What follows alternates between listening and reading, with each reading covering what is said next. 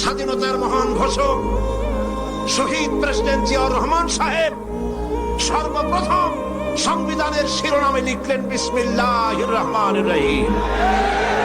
এই কথা লেখার জন্য আল্লাহ পাক শহীদ জিয়াকে জান্নাতুল ফেরদাউসের মেহমান বানায়নি। আমরা প্রাণ ভরে তার জন্য দোয়া করি। ধর্মনিরপেক্ষ মতবাদ 1972 সনে সংযোজন করার কারণে তারা বিসমিল্লাহ বাদ দিল।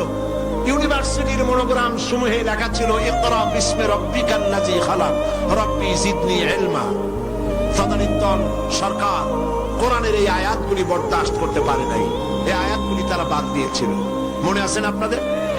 সেখানে ক খ গ ঘ ও তারা লিখেছিল রব্বি জিদনি ইলমা। এই কথা তো হিন্দুরাও বলতে পারে, খ্রিস্টানও বলতে পারে, আয় আমার রব আমার জ্ঞানকে বৃদ্ধি করে দাও। এটা কি কোনো গুনার কথা?